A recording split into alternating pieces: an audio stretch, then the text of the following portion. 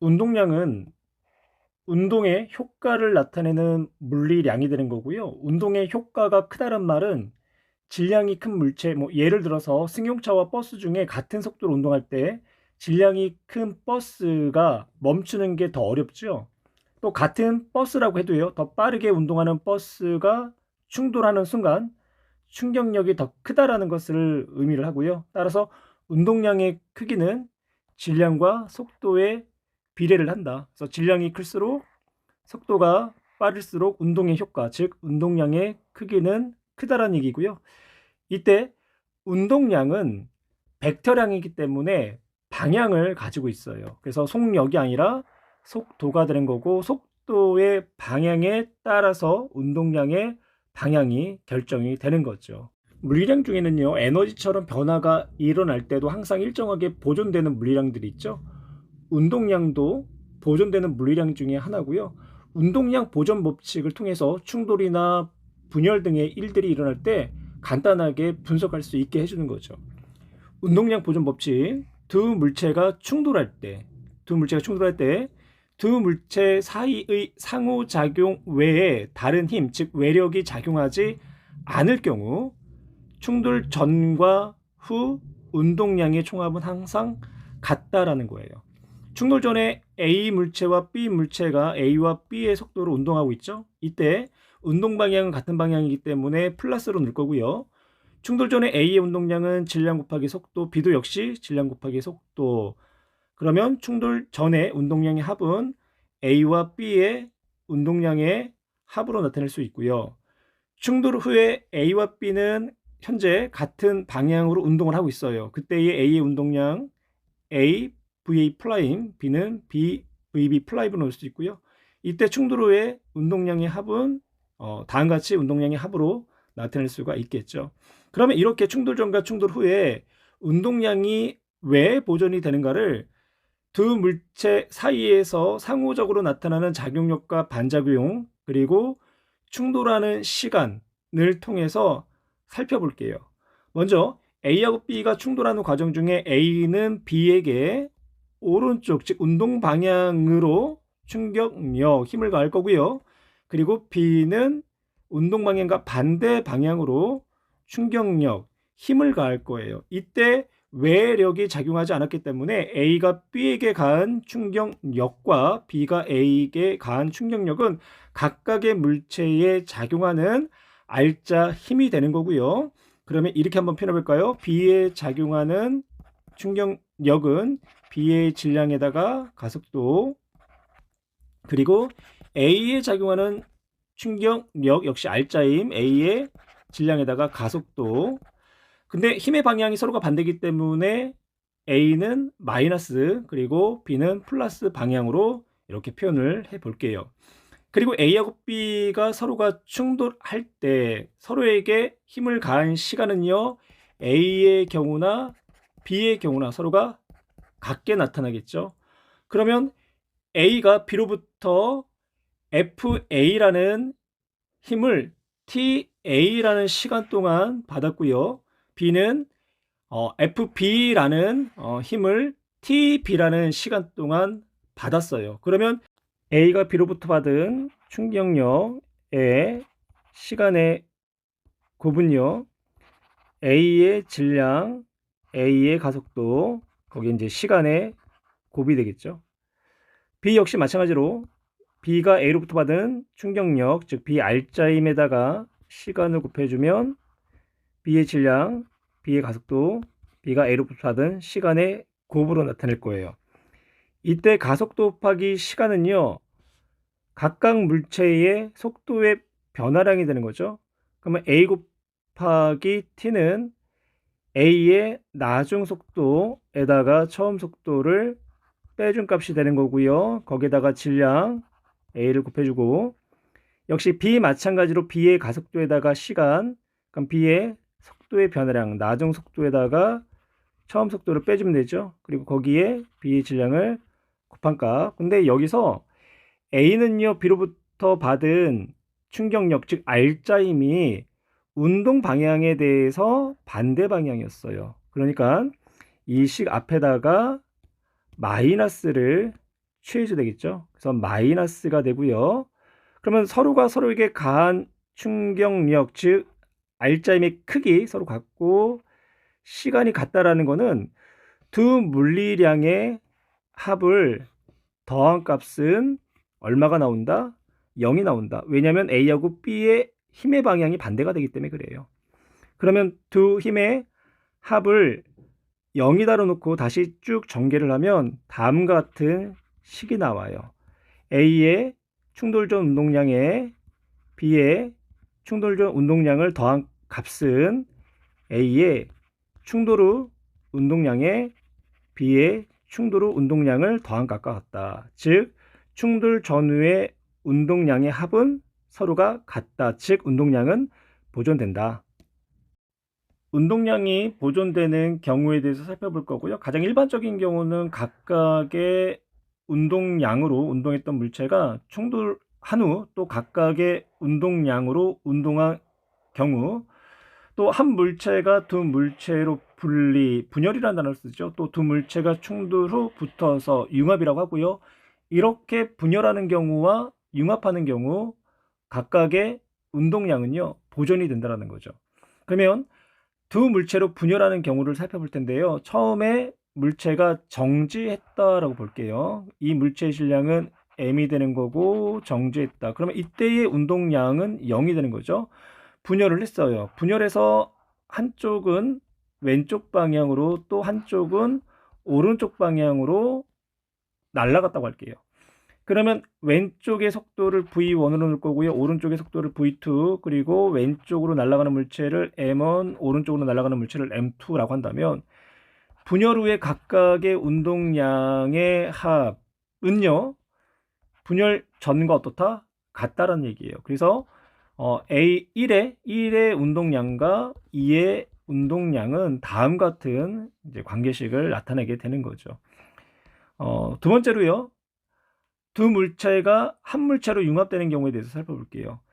1이라는 물체와 2라는 물체가 같은 방향으로 운동하는 경우 각각의 질량을 m1, m2, 각각의 속도를 v1, v2라고 할게요.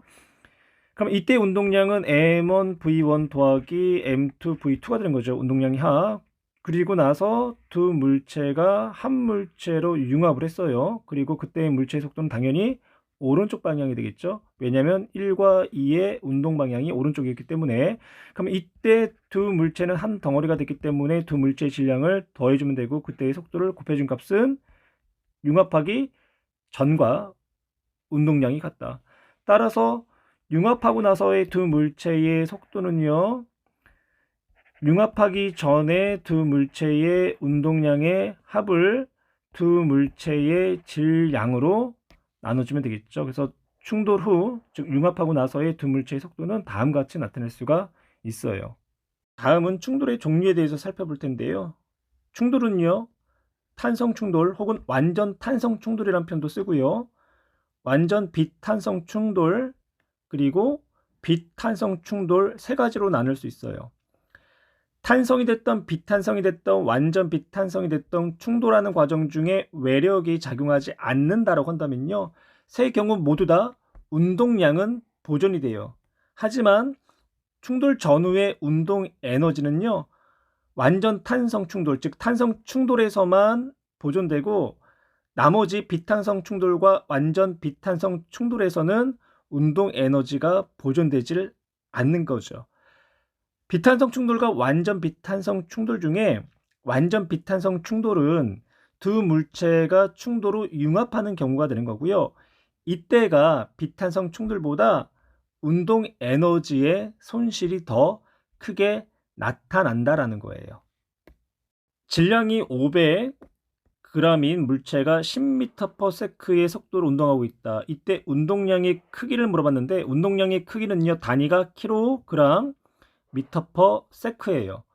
이때 질량이 500g, 그러면 단위를 kg으로 변환해야 되겠죠. 그래서 0.5kg이 되는 거고, 그리고 속도는 그대로 10m/s. 그러면 운동량의 공식 질량 곱하기 속도, 질량은 0.5kg, 속도는 10m/s. 그러면 운동량의 크기는 5kg/m/s 값이 나오겠죠.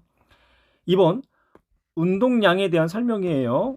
운동량은 크기만 있는 물리량이 아니라 방향도 가지고 있는 물리량이라는 거. 그래서 옳지 않은 내용이 되는 거고요. 운동량이 공식 질량 곱하기 V는 속력이 아니라 방향성을 갖고 있는 속도다라는 거.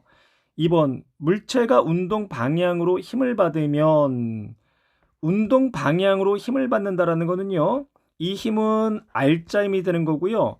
R자임의 방향과 운동 방향이 서로 같다. 혹은 가속도의 방향과 운동 방향이 같다. 그러면 물체의 속도는 어떻게 되나요? 물체의 속도는 빨라지게 되겠죠? 운동 방향으로. 그렇다는 얘기는 운동량의 크기는 어떻게 된다? 증가한다. 왜? 속도가 증가하니까. 그래서 옳은 내용이 되는 거고. 3번 물체가 운동 방향과 반대 방향으로 힘을 받으면 그러면 이 얘기는요. R자임과 운동 방향이 서로가 반대다라는 얘기죠. 그러면 가속도의 방향과 운동 방향이 서로가 반대가 되면 물체의 속도는 어떻게 되나요? 느려지겠죠. 그러면 운동량의 크기는 감소한다. 예, 역시 옳은 내용이 되는 거고. 4번 물체의 질량이 같을 때, 그쵸? 질량이 같을 때 속력이 빠르면 운동량은 크다. 예, 역시 옳은 내용. 직선상에서 운동하는 질량이 2kg인 물체의 운동량을 시간에 따라서 나타냈대요. 시간에 따른 운동량에서의 그래프의 기울기를 한번 해석해 볼까요? 그래프의 기울기는 시간에 따른 운동량의 변화량. 그럼 다시 한번 표현해 볼까요? 시간에 따른 운동량의 변화량, 질량은 일정하니까 질량에다가 속도의 변화량을 곱한 값이 운동량의 변화량이 되는 거죠. 그러면 이때 시간에 따른 속도의 변화량이 가속도를 의미하죠.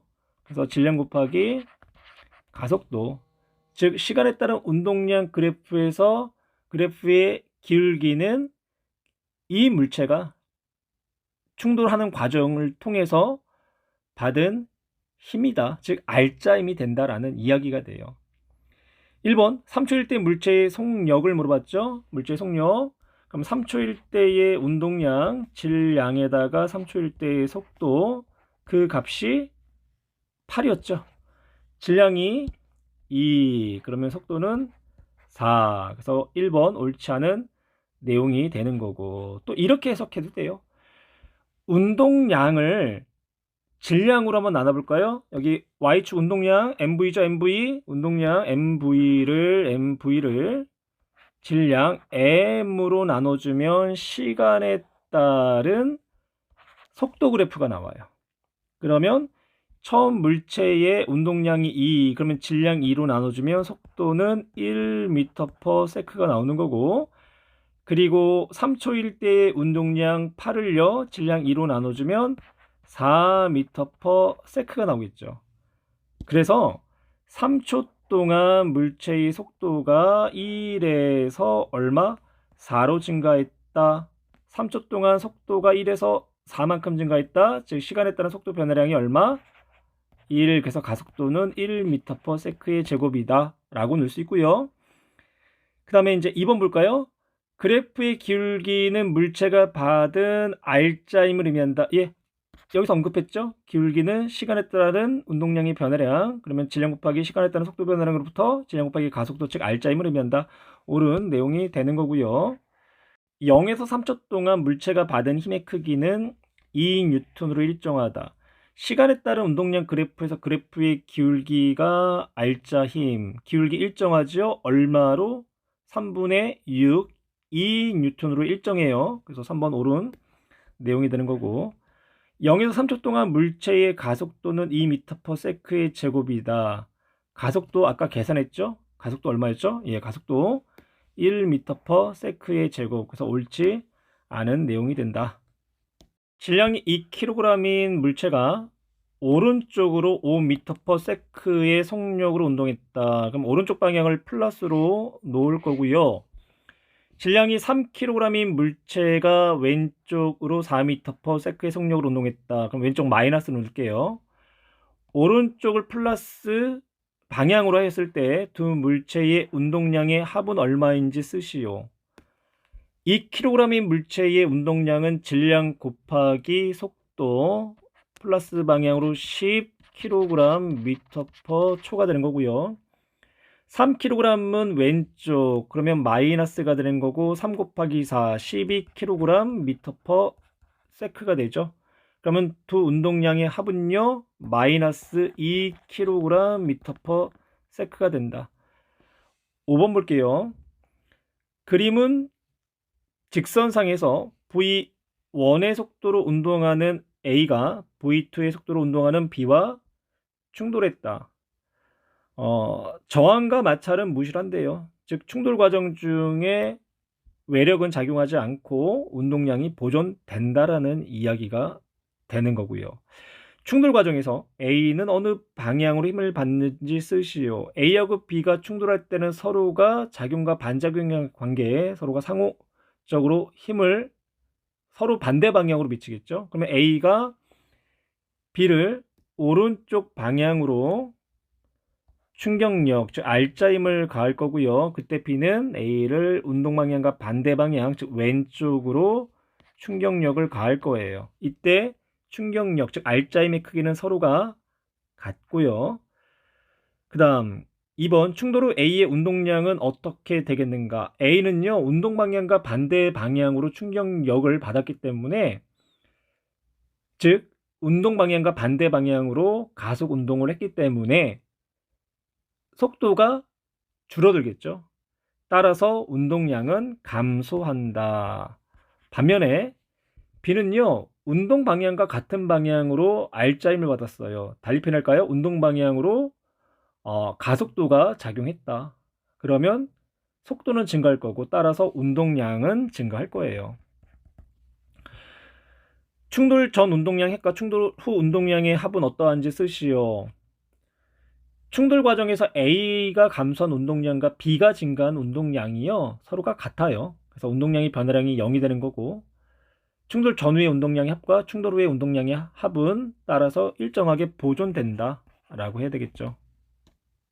직선상에서 운동하는 두 물체 A, B가 운동을 하다가 충돌했다. A 2kg이고요. 운동 방향 오른쪽 5, B 질량 4, 운동 방향 오른쪽이죠.